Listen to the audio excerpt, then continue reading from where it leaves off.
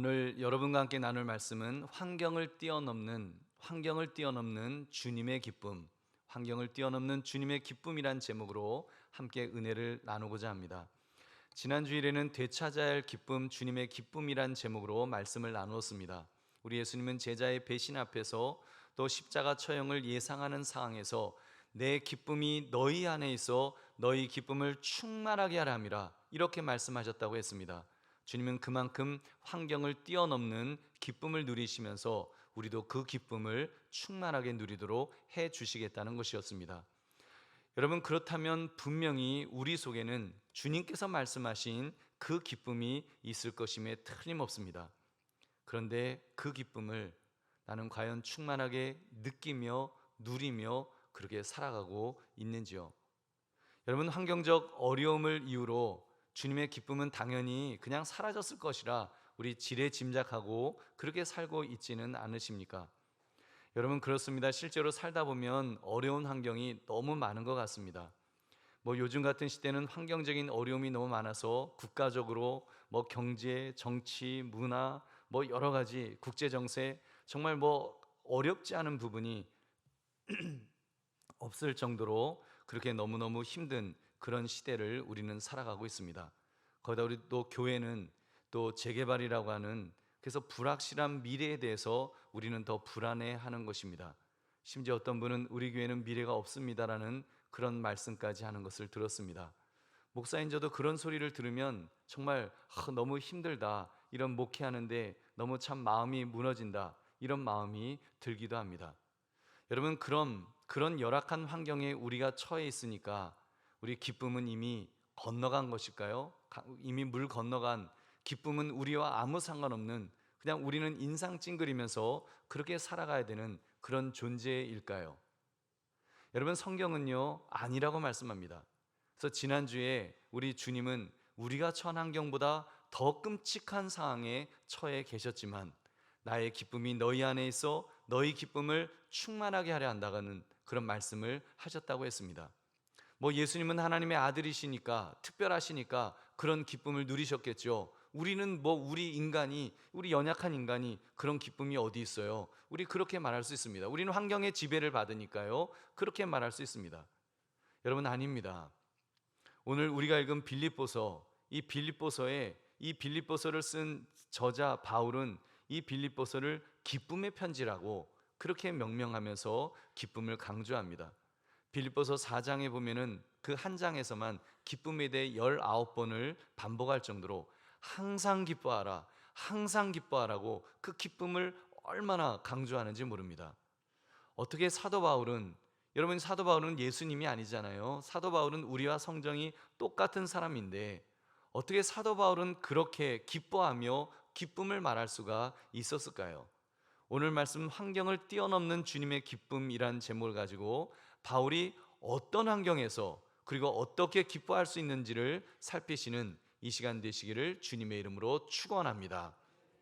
첫 번째로, 바울은 어떠한 매임도 기쁨을 빼앗을 수 없다고 그렇게 말했습니다. 바울은 로마에 있는 죄수로서 지금 어려운 환경에 처해 있었습니다. 어떤 환경도 그가 처한 환경보다 더 암울할 수는 없는 그런 지경이었습니다.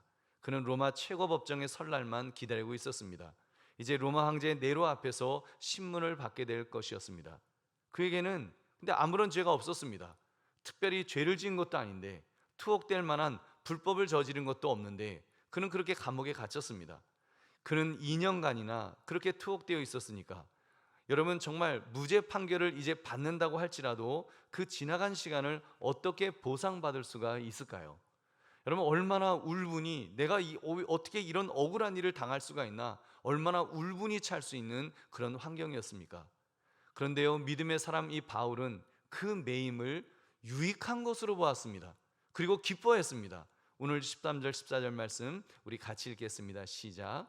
이러므로 나의 매임이 그리스도 안에서 모든 시위대 안과 그 밖의 모든 사람에게 나타났으니 형제 중 다수가 나의 매임으로 말미암아 주 안에서 신뢰함으로 겁없이 하나님의 말씀을 더욱 담대히 전하게 되었느니라. 아멘. 여러분, 유익이 있다고 말합니다. 복음을 전하는 유익이 있다. 지금 자기는 감옥에 갇혔지만 그 억울한 일을 만났지만 오히려 복음을 전하는 유익이 있다라고 그는 그렇게 보고 있습니다. 그에 매여 있는 상황을 한번 상상해 보십시오. 하루 24시간 로마 병사와 함께 지금 지내야 되는 상황이었습니다. 여러분, 그것도 옆에서 쇠사슬로 그 양쪽에 군인들이 꽉 묶어갖고 서로 묶여 있는 거예요. 꼼짝 못하게 묶여 있는 것입니다. 여러분, 그 TV에 보니까 짝을 찾는 프로그램을 보았는데 커플이 되면 긴 쇠사슬로 양쪽 남녀의 팔에 이렇게 걸어주는 그런 그 프로그램이 있습니다. 그러니까 남녀가 꼼짝없이 같이 붙어 있을 수밖에 없는 것입니다. 양치질을 할 때도 이렇게 함께 붙어 있으니까 이게 뭐 안 친해질래야 안 친해질 수 없는 그런 상황을 연출하는 것을 보았습니다. 여러분, 지금 사도 바울이 로마 군인과 함께 이건 뭐 짝도 아닌데 이렇게 지금 쇠사슬에 묶여서 두 사람이 늘 같이 있는 거예요. 6시간마다 그것도 사람이 계속 교체되면서 새로운 로마 군인이 두 사람이 양팔에 쇠사슬에 묶여서 꼼짝없이 그 군인들과 함께 바울은 지내야 하였던 것입니다. 그러니까 바울이 얼마나 그 많은 시간을 이렇게 그 복음 증거가 가능했을까요? 군인들이 꼼짝없이 들어야 되는 거예요. 바울이 드런 이야기하면 뭐 군인들도 심심한데 뭐 그런 이야기라도 들어야지 시간이 빨리 갈 거 아닙니까? 그러니까 복음을 증거하는 그런 시간들, 그렇게 군인들, 시위대 사람들, 가이사 법정에서 공적 임무를 맡은 사람들, 바울이 매여 있었기 때문에, 감옥에 갇혀 있었기 때문에 만날 수 있었던 사람들이 많이 있었다는 사실입니다. 여러분, 그렇습니다. 바울의 매임은 잃어버린 영혼들과 만날 수 있는 계기를 제공했습니다. 그뿐 아니라 구원받은 사람들에게도 용기를 주는 그런 시간이 되었습니다. 그러니까 바울이 말했던 것입니다. 형제 중 다수가 나의 매임으로 말미암아 겁없이 하나님의 말씀을 더욱 담대히 전하게 되었느니라. 그래서 얼마나 멋지게 정말 자기가 감옥에 갇힌 것 때문에 오히려 자기는 기쁘다라고 말했던 것입니다. 여러분, 바울은 도대체 어떤 사람이었길래, 어떤 사고방식을 가졌길래 그것이 가능할 수가 있었을까요? 감옥에 갇혔는데, 억울하게 갇혔는데 나는 기쁘다라고 말할 수가 있었을까요? 여러분, 그것은요, 그가 오직 한 마음을 품었기 때문입니다. 어떤 마음요? 그리스도에게 헌신하겠다고 하는, 예수 그리스도에게 헌신하겠다고 하는 예수님의 마음을 그는 품었습니다. 빌립보서 1장 21절, 이는 내게 사는 것이 그리스도니 죽는 것도 유익함이라. 내가 죽는 것이 유익할 정도로 예수 그리스도가 그에게 전부라고 그는 말하고 있습니다. 여러분, 얼마나 멋진 신앙 고백, 정말 오직 한 마음을 품어서 나는 예수 그리스도의 사람이다, 나는 예수 그리스도의 마음을 품은 사람이다, 여기서 흔들리지 않았다는 사실입니다. 우리 사랑하는 성도님들, 그렇습니다. 우리는 말해요, 나의 삶은 지옥이에요, 너무 힘들어요, 어려워요, 괴로워요.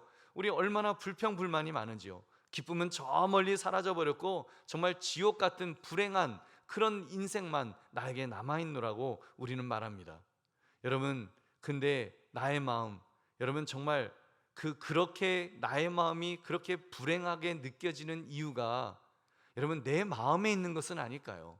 내 마음이 오직 한 마음 예수 그리스도에게 향하여 있어야 되는데 그 마음이 흔들렸기 때문에, 그 마음이 흔들리고 있기 때문에 사실은 불행이라고 느끼는 것은 아니냐는 말입니다. 저는 그런 점에서 초심을, 우리는 그 초심이라고 말하고 싶습니다. 사실 여러분도 힘드시고 사실 저도 굉장히 힘듭니다. 요즘 참 힘들어요. 힘이 들어요. 그렇지만요, 여러분 행복합니다. 감사합니다. 오히려 기뻐요. 기쁜 마음이 있습니다. 왜 그런지 아십니까? 제 마음이 오직 한 마음, 정말 주님만 바라보고 주님만 의지하겠노라고 그렇게 결단했기 때문입니다. 그렇게 살아야지. 내가 정말 이제는 주님 바라보고 주님만 의지하며 살아야지. 저도 이제 내년이면 환갑인데 저희 아버지 살아계셨던 시간보다 이제 더 많은 시간을 지금 살아가는데, 덤으로 사는데 정말 주님 바라보고 주님 의지해야지. 이 마음 먹으니까 행복한 거예요. 기쁜 거예요. 여러분, 힘들다고 기쁘지 않은 것 아닙니다. 힘들어도요, 그 목적이 분명하면, 가치 있는 목적을 위해 그 힘들다면 행복한 것입니다. 여러분, 사람들이 어떤 목적을 갖고 정말 성공한 사람들 보면 그분들이 일이 힘들지 않은 게 아니에요. 일이 너무 많아요. 정말 잠잘 시간도 없을 정도로 너무 많은 일 때문에 힘들 수밖에 없는데 힘들어하지 않습니다. 왜냐하면 그 분명한 목적을 가지고, 뭔가 가치 있는 목적을 가지고 그렇게 나아갈 때 정말 얼마나 기쁨으로 그렇게 일들을 감당하는지 모릅니다. 여러분, 기억합시다. 내 마음속에서 기쁨이 사라진 이유는 환경 때문이 아닙니다. 환경이 어려워졌기 때문에 힘든 것이 결코 아니라는 말입니다. 오직 한 마음, 나의 마음이 그리스도를 향해 있어야 되는데 그 초심을 잃어버렸기 때문이겠죠. 내가 왜 사는지, 정말 예수 그리스도 나의 주님을 위해서, 나는 주님을 위해서 삽니다. 내 인생 어차피 한 번 사는 인생인데 근데 내가 주님 위해서 삽니다. 이 의식이 흐려졌기 때문에 여러분, 내가 기쁘지 않은 것은 아니냐는 말입니다. 바울처럼 정말 주님을 위해서는 내 목숨을 바쳐도 아깝지 않다, 이런 마음이 든다면 어떻게 여러분, 우리가 가슴이 설레지 않을까요? 정말 죽기를, 내 목숨을 바쳐도 아깝지 않다, 그런 어떤 가치를 바라보면서, 그런 가치를 붙들면서 그렇게 살아간다고 한다면 어떻게 설레지 않겠냐는 거예요. 무슨 일을 해도 설렐 것입니다. 뜻이 있는 곳에 길이 있다 그랬습니다. 여러분, 목적이 분명해지면 길은 분명히 있습니다. 바울이 지금 그런 거를 경험하고 있는 거예요. 처음에 감옥에 갇혔을 때, 로마에 끌려갔을 때는 아마 그도 우리 요즘 말로 말하면 멘붕이 왔을 거예요. 그 멘탈이 붕괴됐을 거예요. 막 정신이 없었을 거예요. 내 인생이 왜 이렇게 꼬이냐? 이게 뭐야? 내가 복음에서 내가 산다고 살았는데 이제 하나님은 어째서 나를 이 끔찍한 감옥에 갇히게 하시는 겁니까? 그런 마음도 들었을 거예요. 양쪽에 족쇄가 채워졌을 때 도대체 이 병사들과 내가 뭘 하라고, 왜 하나님은 나를 이런 끔찍한 상황으로 몰고 가시느냐고 원망하는 마음이 왜 안 들겠습니까? 여러분, 그보다 더 불행한 상황이 뭐가 있겠어요? 억울하게 지금 갇혀서 감옥살이를 하는데, 근데 바울은요, 그 매임이, 그 감옥에 갇힌 것이 오히려 특정 부류의 사람들에게 복음 전할 기회라는 것을 깨달은 것입니다. 그러니까 그의 심장이 그 흥분해서 뛰기 시작했던 것입니다. 그가 전하는 복음을 듣고 눈물을 글썽이는 어린 로마 병정을 보면서, 아하, 하나님이 나를 이래서 감옥에 갇히도록 부르셨구나. 나의 매임이 오히려 복음을 전할 수 있는 그런 기회로 하나님이 만들어 그렇게 이끌어 가신 것이구나. 그러니까 막 팔에 살이 닭살이 돋았을 정도로 하나님께서 그의 매임의 환경에서도 복음을 전할 수 있도록 길을 열어주심에 그는 감사했음에 틀림없습니다. 그러니까 빌립보서는 감옥에 갇혀서 쓴 편지인데 항상 기뻐하라, 항상 기뻐하라, 항상 기뻐하라, 기쁨이 넘쳐갖고 바울이 쓰는 그런 편지 속에 기쁨을 강조할 수 있었던 것입니다. 여러분, 그러므로 내 인생에 그 어떤 유형의 매임, 그런 억울한 상황에 처해 있다 할지라도 용기 내어 주님 바라보시기를 주님의 이름으로 축원합니다. 두 번째, 바울은 비난받음도 기쁨을 빼앗을 수 없다고 그는 그렇게 말합니다. 여러분은 언제 가장 힘드십니까? 정말 너무 힘들다. 아마 직장 다니는 분들 대부분이 인간관계가 싫어서 퇴사하는 경우가 많다는 기사를 읽었습니다. 인간관계가 꼬이면 답이 없다, 이런 말을 많이 들으셨을 것입니다. 그만큼 인간관계가 깨어지면 지옥을 맛보는 것이 우리 인생이란 말에도 과언이 아닐 것입니다. 그래서 저는 인간관계 갈등을 최소화시키려고 나름 노력을 많이 한다고 합니다. 제가 한강교회 부임한 지 17년이 넘었고 제 나이가 이제 내년이면 환갑이 됩니다만 아직도 할 말을 다 못하는, 저는 못한다고 생각해요. 그 이유는 인간관계 갈등을 최소화시키고 싶은 그런 마음 때문인 것입니다. 인간관계가 힘들어지면 불편하고 힘들어지니까요. 우리 인생이 얼마나 길다고 인간관계가 틀어져서 그렇게 살아서야 우리 되겠습니까? 여러분, 좋은 인간관계를 유지하시기를 주님의 이름으로 축원합니다. 그런데요, 사도 바울을 보니까 이게 수습이 안 될 상황인 것입니다. 인간관계 문제가 너무 많았어요. 어느 정도로 인간관계가 최악이었는가 하면 사람들이 전도를 하는데 그 목적이 영혼 구원이 아니었습니다. 바울을 공격하기 위해서, 바울을 골탕 먹이려고, 바울을 감옥살이 오래 시키려고 그래서 막 전도를 막 하는 거예요. 그래서 막 시끄럽게 시끌벅적하게 해서 저거 바울을 더 감옥에 가둬야 되겠다 할 수 있도록 마치 바울의 추종자인 척하면서 막 시끄럽게 전도해서 바울을 골탕 먹이려는 그런 사람들이 있었습니다. 여러분, 전도를 불순한 목적으로 하는 사람들까지 이렇게 있으니 이게 얼마나 기가 막힌 그 상황이었겠습니까? 근데 바울은 무엇이라고 말합니까?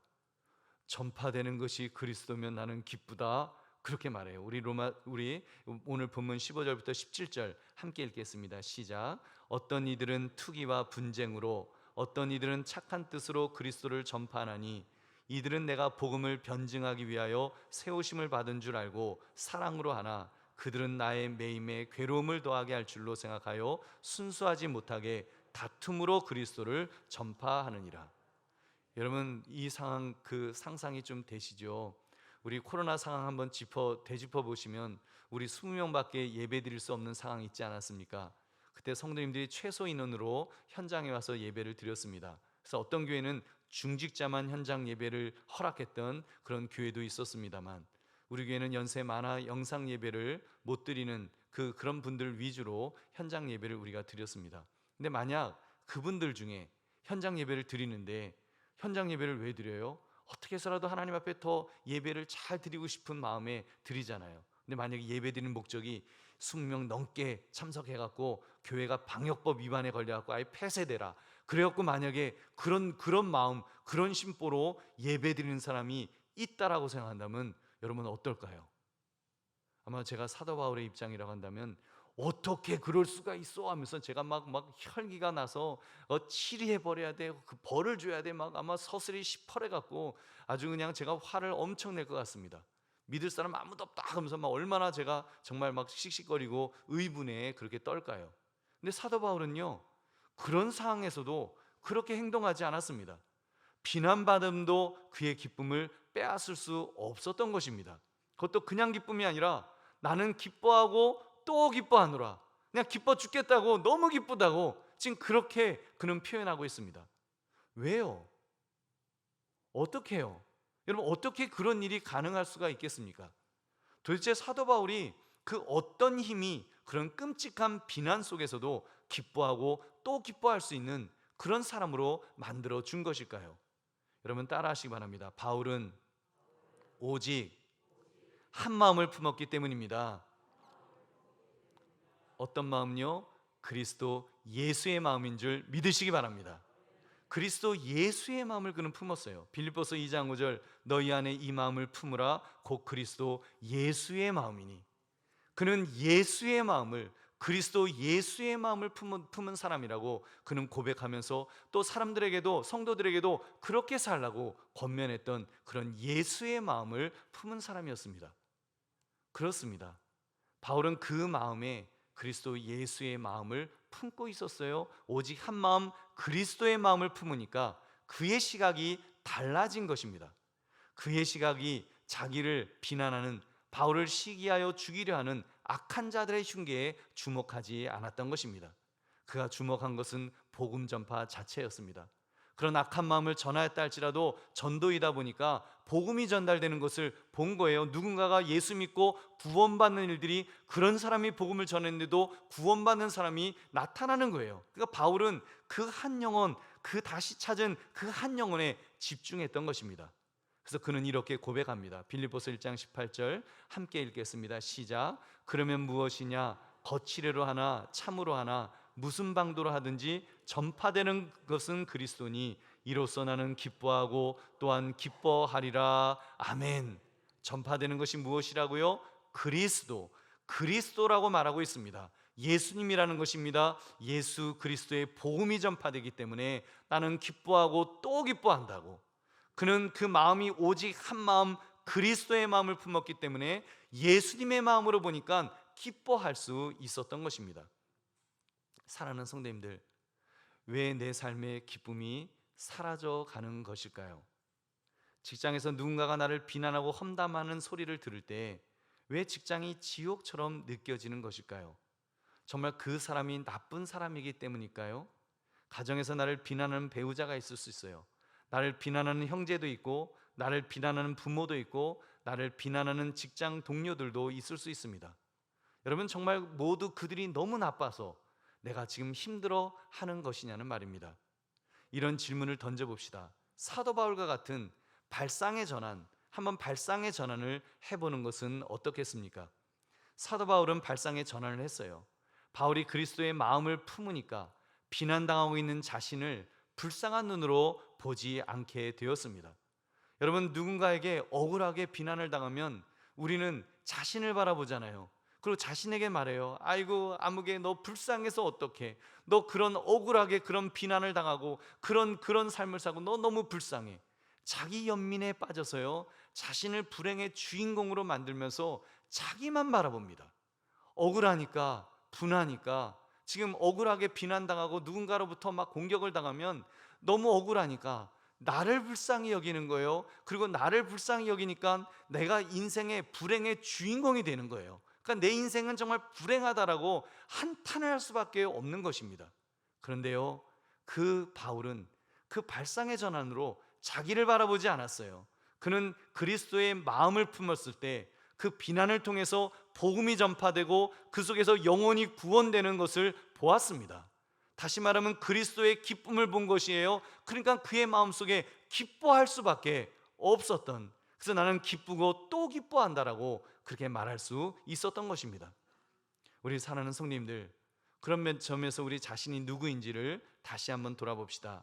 우리 한번 이렇게 따라해 보시기 바랍니다. 나는 비극의 주인공이 아닙니다. 나는 불행의 주인공이 아닙니다. 나는 그리스도 예수의 마음을 품은 자입니다. 나는 전도자입니다.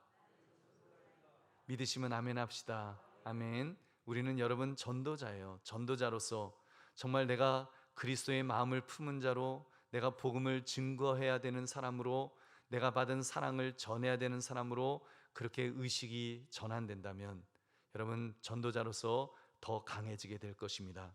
아무리 비난이 들어도 여러분, 그 직장은요, 나에게 전도의 현장이거든요.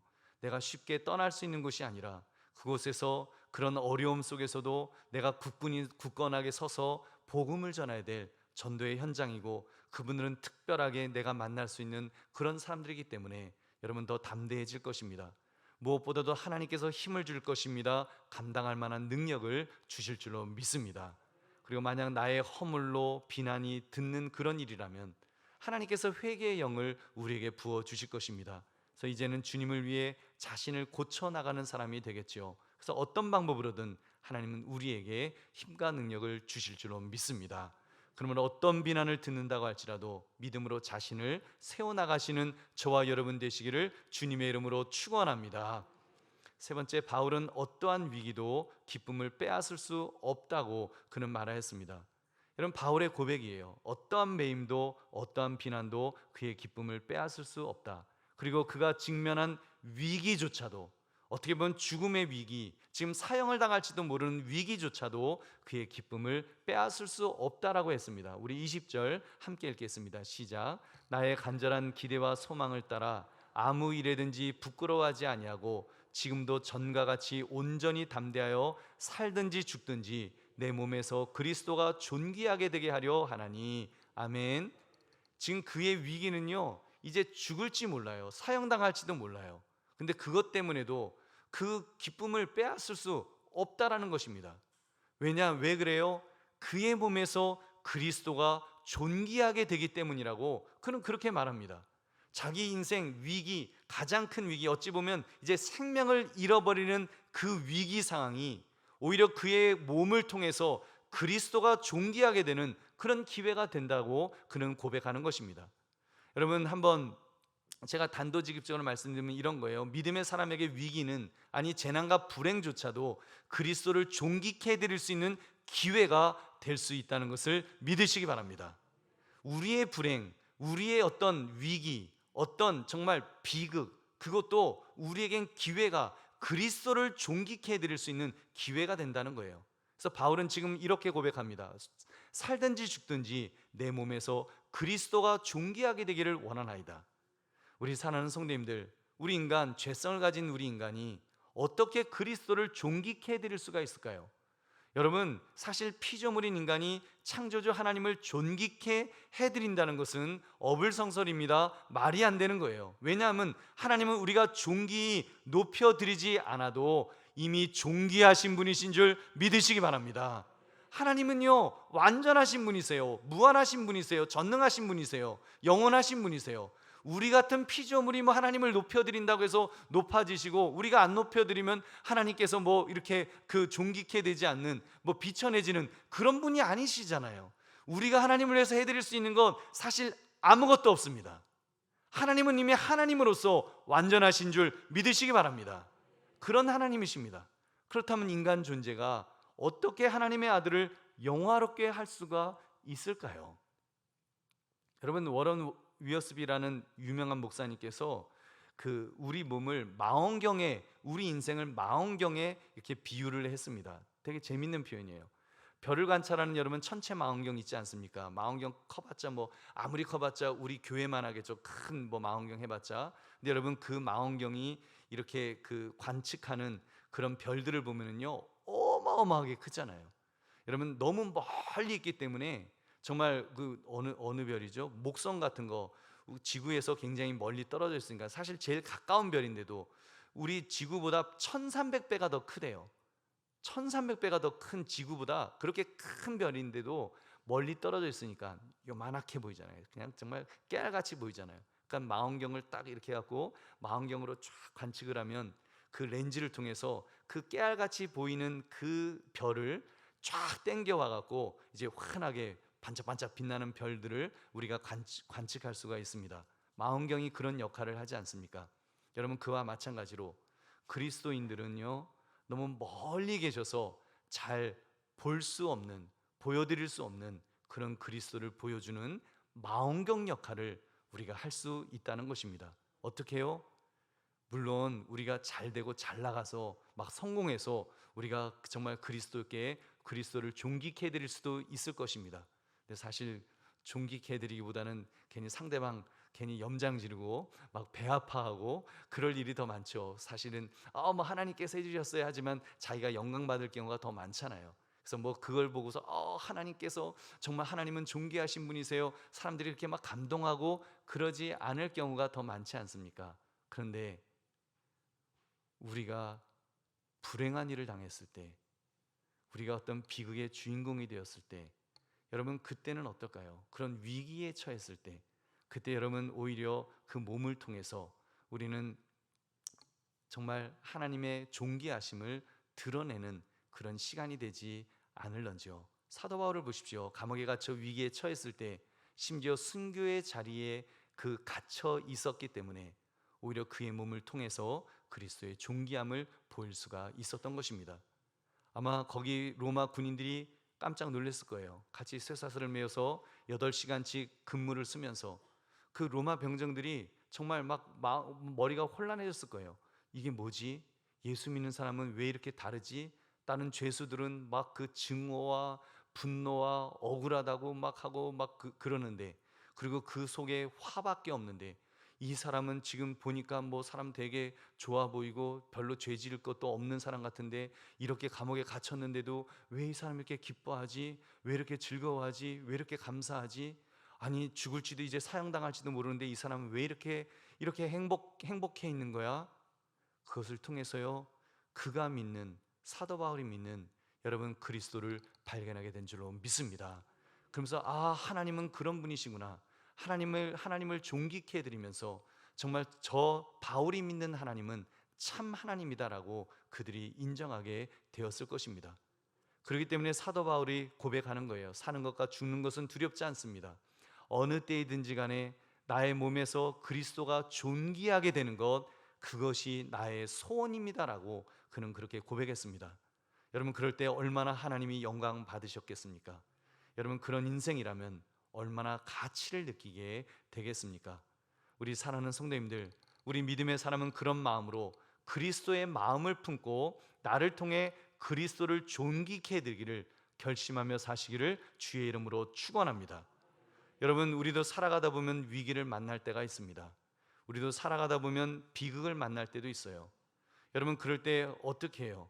여러분 그럴 때라도 기쁨을 잃지 않을 수 있습니다.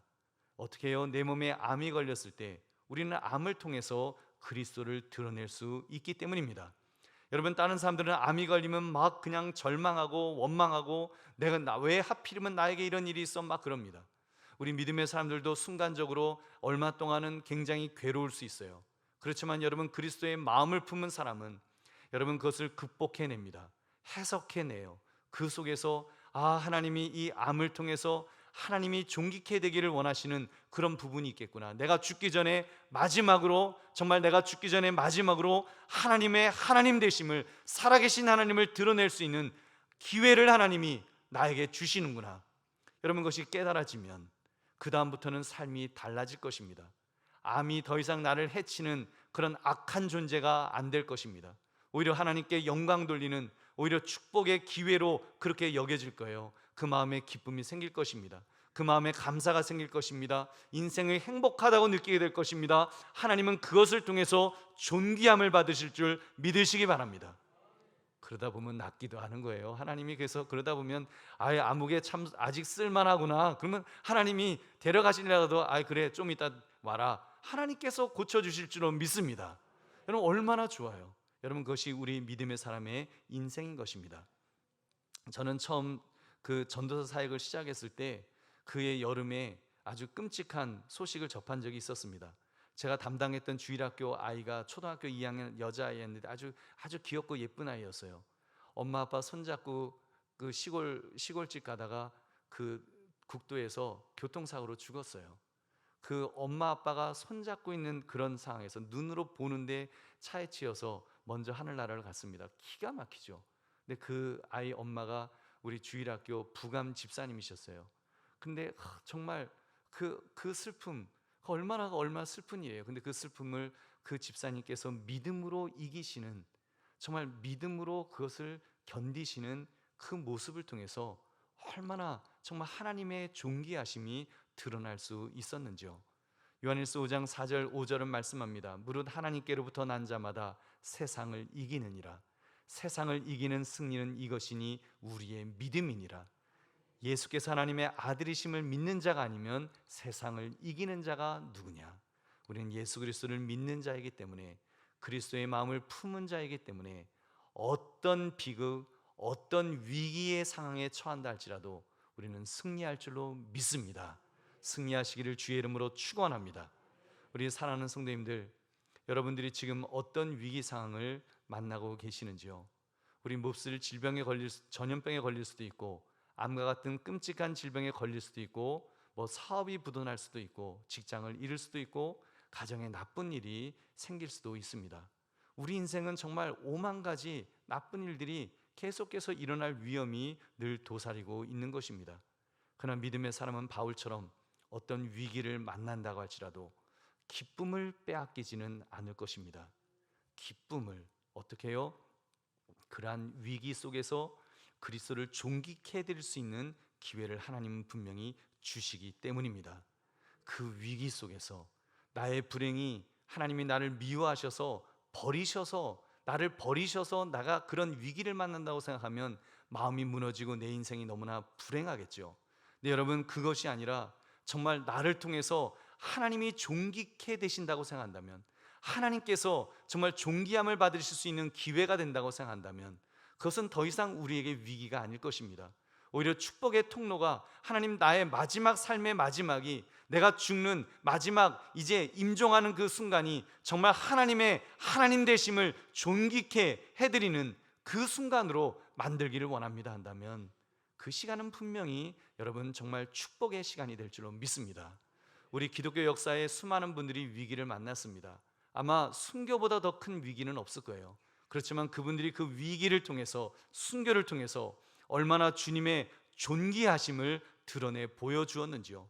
그들이 사자밥이 되면서 인간 횃불이 돼서 그렇게 불타면서도 그들이 하나님을 찬양할 때 물론 그들도 신음소리가 나왔겠죠. 고통의 소리가 나왔겠죠. 그러나 믿지 않는 사람과 다른 정말 살아계신 하나님의 모습을 그들이 증거할 때 여러분 하나님은 그런 순교의 자리를 통해서 하나님의 존귀하심을 나타내 보이신 줄로 믿습니다. 여러분, 우리 좀 그런 마음에서 하나님, 정말 내 인생에서 내가 어쩌면 우린 다 뭐 죽잖아요. 저도 이제는 뭐 죽을 준비를 이제 해야죠. 이제는 살 날보다는 죽을 날이 가까우니까 죽을 준비를 하는데 그런 기도를 하는 거예요. 하나님, 제가 정말 인생의 마지막이 인간 횃불이 되어서, 정말 인간 횃불이 되어서 십자가에 달려 활활 제가 된다고 할지라도 하나님, 그것을 통해서 하나님을 존귀케 해드릴 수 있다면 그것이 얼마나 가치 있는 인생일까요? 하나님, 나의 인생이 기왕 마지막, 우리는 누구든지 마지막 이제 가야 되는데 그 인생길에 하나님을 존귀케 해드릴 수 있는 자가 되게 하여 주시옵소서. 우리가 그 기도를 하면서 살아간다면 우리는 어떤 위기, 어떤 상황도 두려워하지 않을 줄로 믿습니다. 여러분, 내가 누구인지를 그렇게 다시 한번 점검합시다. 내가 누구인지, 진정 내 마음이 그리스도 예수의 마음을 품고 있는지 스스로를 돌아봅시다. 오직 한 마음, 그리스도 예수의 마음을 품으시기를 다시 한번 주의 이름으로 축원합니다. 그러면 기쁨은 저절로 회복될 것입니다. 나의 매임으로 그리스도를 전파할 기회가 생긴다면 여러분, 나도 바울처럼 기뻐할 수 있지 않겠습니까? 나를 향한 비난으로 그리스도가 전파되고 있다면 내가 기뻐하고 또 기뻐할 수 있지 않겠습니까? 무엇보다도 나의 위기로 인해서 그리스도가 존귀케 되실 수만 있다면, 우리 한순간만이라도 정말 나의 하나님이 존귀케 되실 수만 있다면, 여러분, 우리가 정말 위기 정도가 아니라 순교의 자리로 간다 할지라도 가치 있는 인생이 되지 않겠냐는 말입니다. 여러분, 그렇게 기쁨이 회복되기를 원합니다. 잃어버린 기쁨이 정말 내 인생에서 예수 그리스도로 인해서 한마음 예수 그리스도의 마음을 품음으로써 그렇게 여러분 회복되기를 원합니다. 사도 바울이 자기의 상황, 자기가 처한 그 환경을 그렇게 예수의 마음으로 해석해내고 그 속에서 기쁨을 회복한 것처럼 우리도 그렇게 회복합시다. 그늘 환경을 뛰어넘는 주님의 기쁨, 이 말씀의 제목처럼 어떤 형편, 어떤 처지에서도 주님의 기쁨을 잃지 않으시는 저와 여러분 되시기를 주님의 이름으로 축원합니다.